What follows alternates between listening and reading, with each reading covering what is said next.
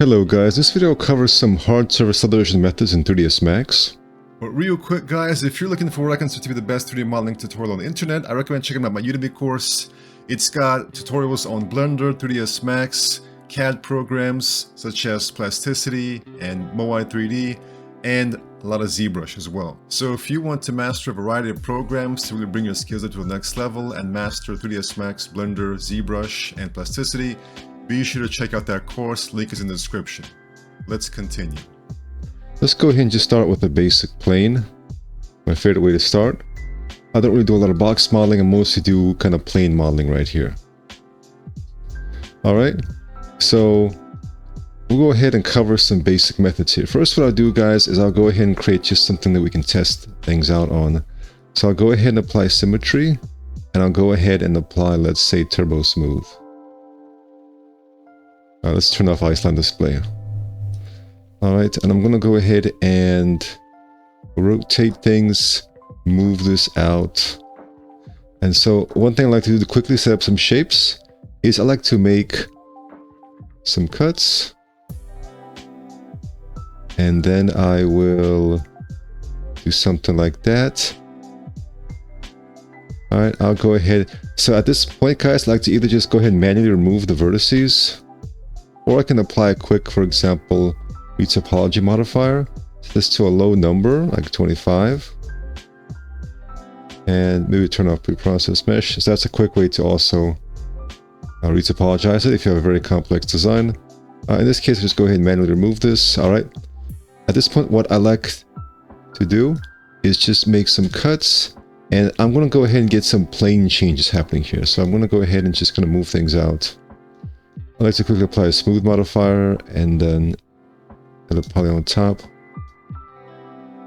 I'm going to go ahead and use a cut, and then I'll press S for snaps, and I'll quickly just kind of give myself some basic topology to work with.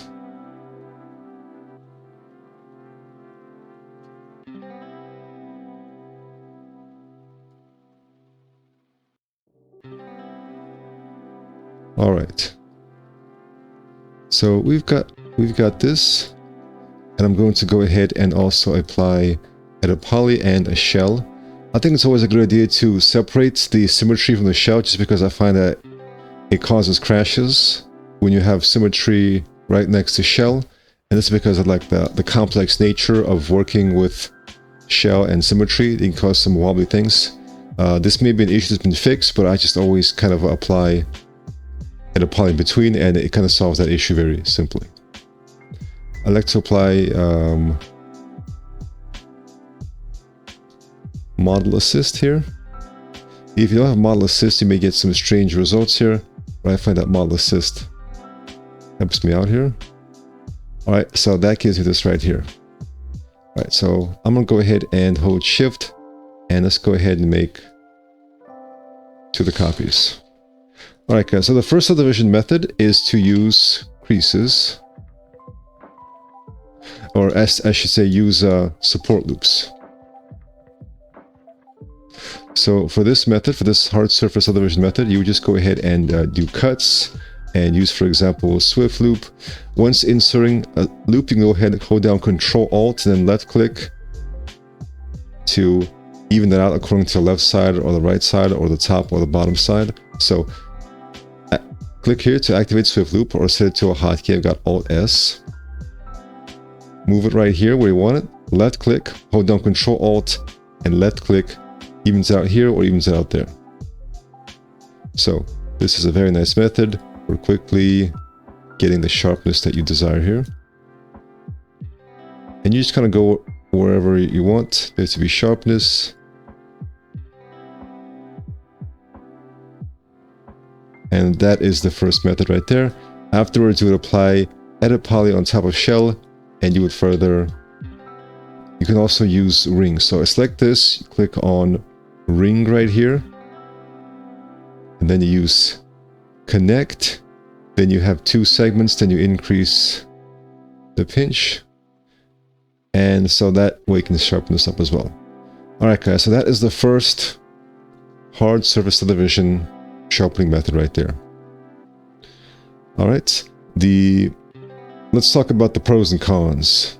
So the biggest con here is that you have a lot more density to work with, and if you want to modify your shape further, you now have to just work with a lot more edges, polygons, faces, vertices. So it definitely makes your mesh much more complex.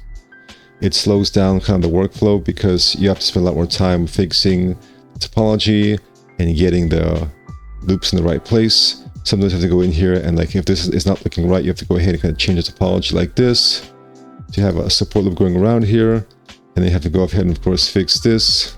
So that's obviously one of the biggest downsides, that it makes your mesh more complex to work with. But a very nice upside is that it's kind of very fast, it's intuitive, it can be very fun to insert loops, and you can also just slide the loops around very easily to change the sharpness. So for example, one thing I like to do is, let's say we want this part here to be sharp, this part to be more smooth. Go ahead and reset that up. Right, all I have to do is go ahead and hold down Alt and then deselect that, turn on edge constraints.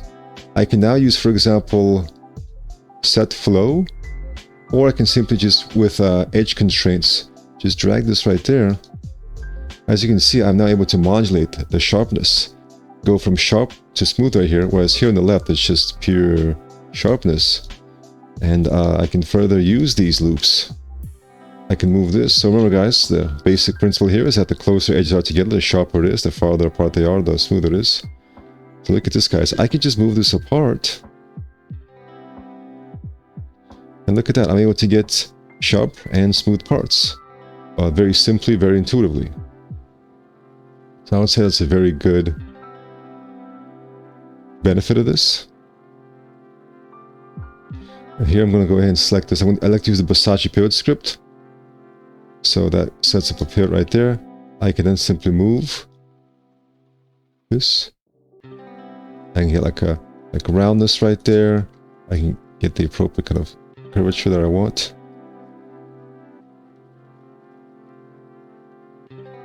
All right. So that's the first method right there, guys. Is just good old support loops. Second method, guys, is to use this. This doesn't work for all shapes, but it works very well when you want the sharp shapes. What you would do here is you either have, for example, a new edit poly modifier, and you go ahead and Control A and just kind of tessellate this real quick. And so now you can see it also sharpens things up. The problem with this method is that it makes everything angular and it does not support smoothness. So if you want something to be smooth, you're not going to get that with this method. An example would be, if I were to create a box,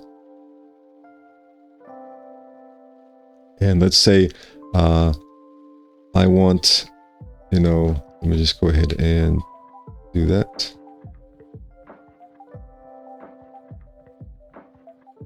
All right, let's say we want this part to be sharp and then this part to be smooth.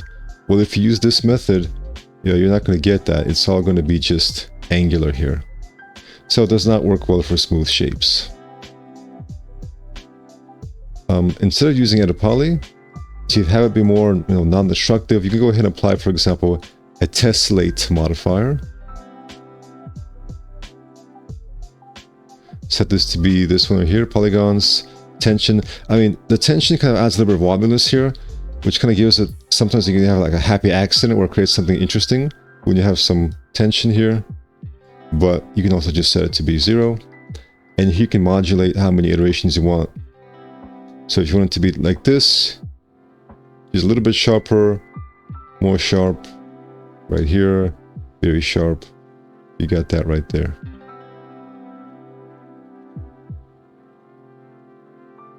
One strange thing that happens, guys, because 3ds Max works with a stack system, meaning when I select vertices here, it's going to assume that I only want the tessellate to apply to those vertices. So you can see it only tessellates this. If I deselect it, only, it kind of only tessellates what is selected, which, it's kind of cool. It can be very useful. It can definitely be very useful, guys, for like happy accidents. Like if I just select this, it creates some like cool things accidentally, like some cool shapes I can further explore. or further kind of be inspired by. And if you guys are noticing here, it's actually quite interesting how I can kind of, like, look at this right here. I can now be kind of inspired by that. And, you know, do that right there. Let me see. Okay.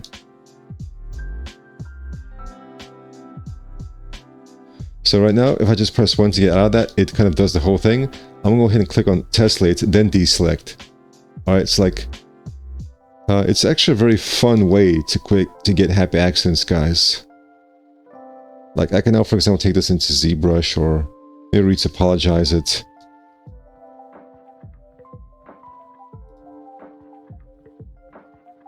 Let me see if I can just retopologize this real quick.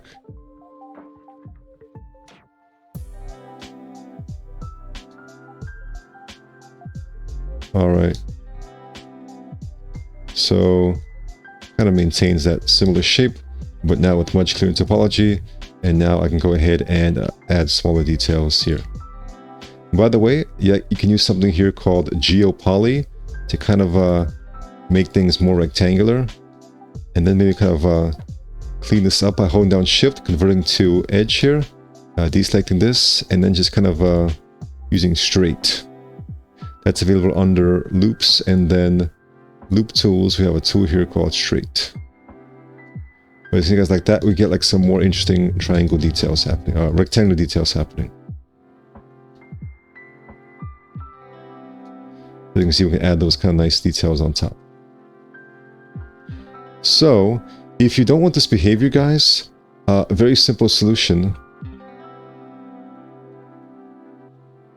You know, I actually do kind of like the shell. I'm going to go ahead and make a little copy here. See, guys, a lot of times when I'm working here, I like to just accidentally create things, and then I think, okay, I really like what's happening here. Let me try to understand why I like this. See, I like this contrast between the smoothness here on the right and this kind of sharpness.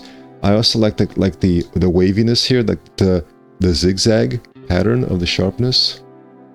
So I actually think this is very cool and interesting right here. So I'll go ahead and study that later. But if you don't want this behavior, guys, a very simple method is just to either just kind of deselect all the vertices, or if you don't want it to happen, you know, I like to go ahead and just press spacebar. I've got that set to show in result. So I don't want to always have to deal with like having to deselect everything or select everything. So what you can do is just move Tessellate to like a different section right here, like maybe on top of that. And now you can see, no matter what I've got selected, it's not having that same behavior because Tessellate is just way above here. So if you look at the stack, we got a very simple mesh, guys, but it's going to have symmetry, it's going to have shell, it's going to have Tessellate, it's going to have turbo smooth, and we get that nice angular result. What's really cool about this method is that it's super simple, and we can keep things just very simple as we continue to work.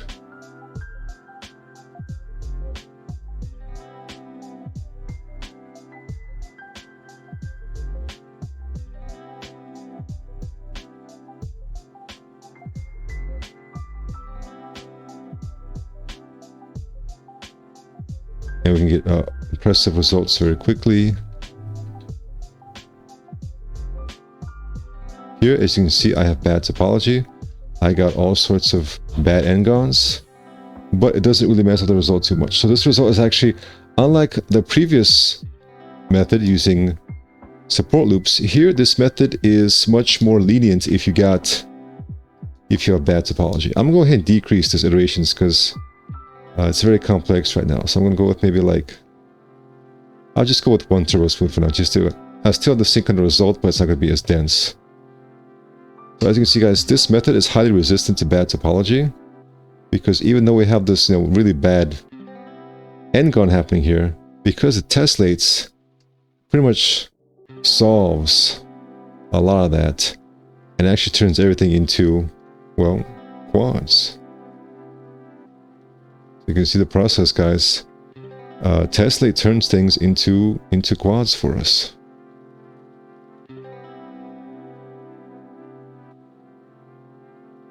Which is actually a very nice feature. I don't know if Tessellate has always had this, guys. I don't really remember doing this, but maybe this is some nice way Tessellate works now. Okay. So anyways, guys, that's the second method right there. The third method, which I think is my favorite, is to use creases with Open Subdiv. So what I'm going to go ahead and do is I'm going to go ahead and apply a data channel modifier. I'll go ahead from the presets, I'll choose Auto Edge Crease Weights, and I will go ahead and click on Load It Up. Turn off the Enable Display and go into Scale. Maybe set this to be 0.2. So we're going to have Open Subdiv. Let's say 2 iterations, and then maybe Turbo Smooth on top just for a little bit of smoothing, just maybe like 1 or 2 on there. All right.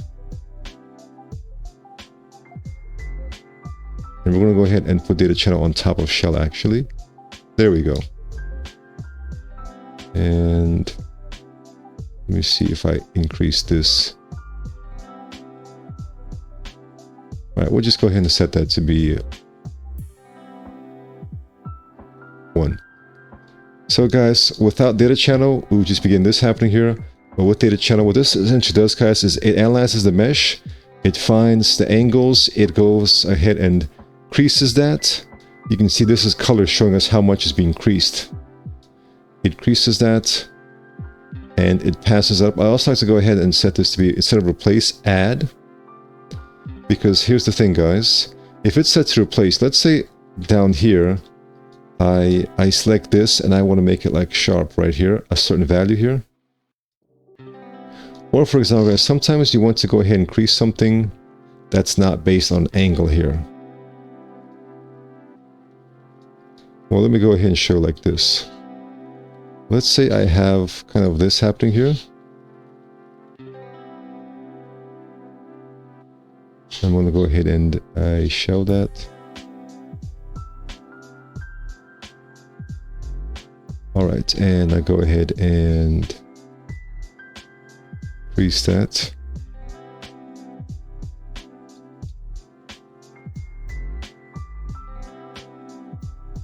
All right, let's say this angle here is way too, it's not angular enough for the data channel to detect that, the angle. You can of course go into curve and modify the curve to make it, but it will also detect a lot of other things as being angular. So in this situation, I can actually fix it by going into here, selecting this edge, and giving this a crease value. As you can see, nothing happens. Nothing happens because right now it's being replaced. But when I go into data channel and switch this from replace to add, as you can see now, it actually adds to the previous crease which I established in this add a poly modifier, alright? So now guys, when I change this, you are now seeing an effect because now it's going to add to what I did right here as opposed to just replacing it.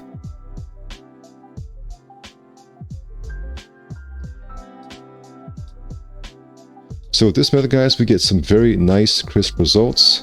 It still keeps the mesh extremely simple here. Of course, I've got add apply on top of shell now.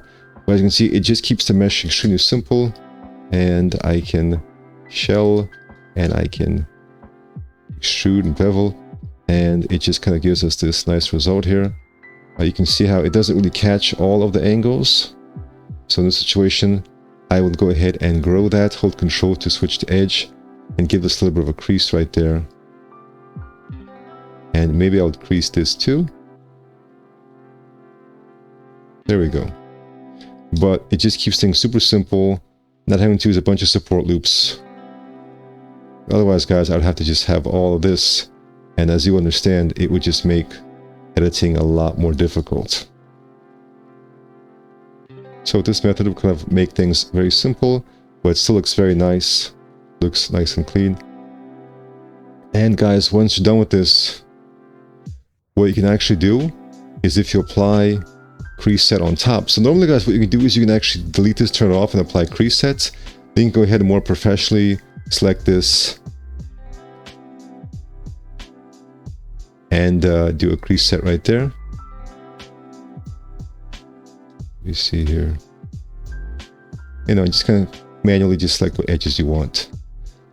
But what you can also do Go ahead and delete that. You can go into options, guys, and you can go ahead and auto-generate. What this would do is look at your previous things that you've done and auto-generate crease sets for you. And here they are. These are crease sets we got from using Data Channel. And perhaps other things we've done.